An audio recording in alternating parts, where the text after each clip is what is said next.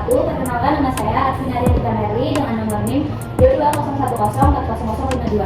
Di sini saya akan memaparkan hasil penelitian saya yang berjudul Representasi Perempuan dalam Hubungan Posesif, Analisis Tokoh Lala dalam Film Posesif. Masuk latar belakang, penelitian ini membahas bagaimana tokoh perempuan yaitu Lala digambarkan dalam hubungan yang mengandung kontrol, dominasi, dan kekerasan emosional. Film Posesif dipilih karena menampilkan fenomena hubungan toksik secara jelas dan realistis. Kemudian ada sinopsis singkat dari film ini. Posesif menceritakan kisah Lala, seorang anak SMA yang mengalami hubungan posesif dari pacarnya yang bernama Yudis.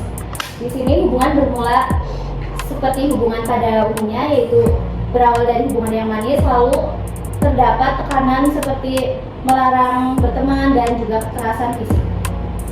Lalu rumusan masalah ada 3 fokus, yaitu bagaimana representasi perempuan pada tokoh Lala, apa saja bentuk posesivitas Yudis, dan bagaimana perkembangan karakter Lala dalam hubungan tersebut.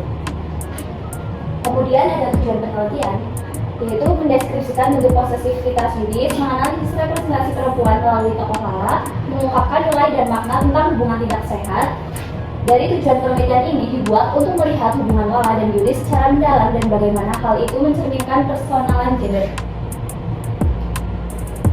Di sini saya memakai teori representasi dari Stuart yang terdapat 4 poin, yaitu media membentuk makna, bukan hanya menampilkan realitas. Lalu representasi adalah hasil konstruksi. Tokoh Lala dianalisis sebagai simbol perempuan dalam relasi tidak sehat. Film Posesif menampilkan bagaimana masyarakat memahami fenomena hubungan toksik melalui karakter Lala dan dinamika yang ia alami. Lalu teori gender Mansur Fakih. Yang pertama, ketidakadilan gender, lalu relasi kuasa timpang antara laki-laki dan perempuan.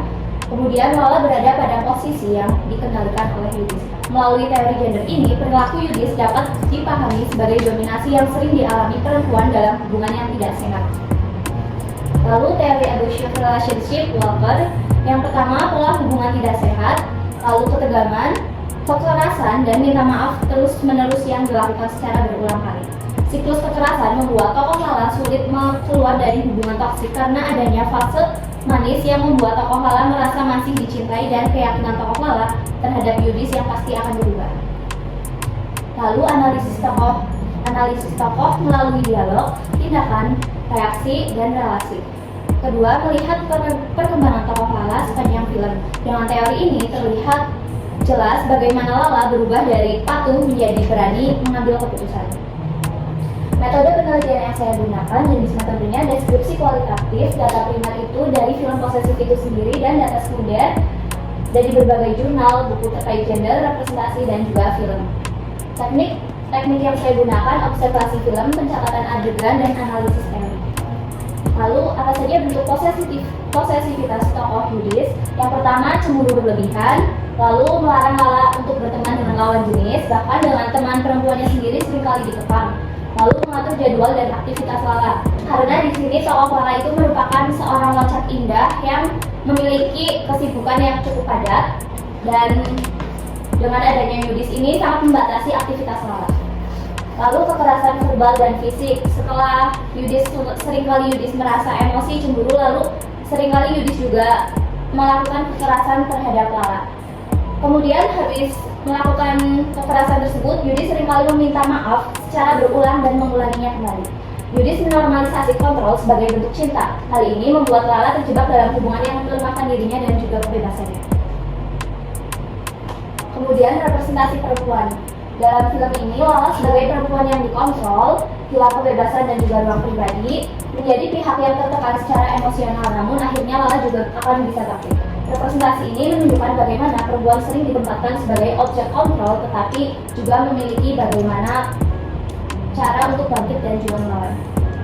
Di sini ada dokumentasi film dari film Posesif yang hubungannya berawal dari hubungan yang manis, lalu kemudian Posesif berawal dari Yudis yang suka melarang-larang Lala untuk berteman, bahkan Yudis tidak suka Lala menjalin hubungan dengan siapapun, bahkan teman perempuannya itu sendiri.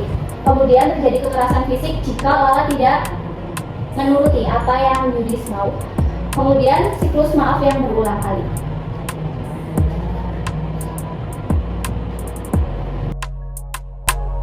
Perkenalkan nama saya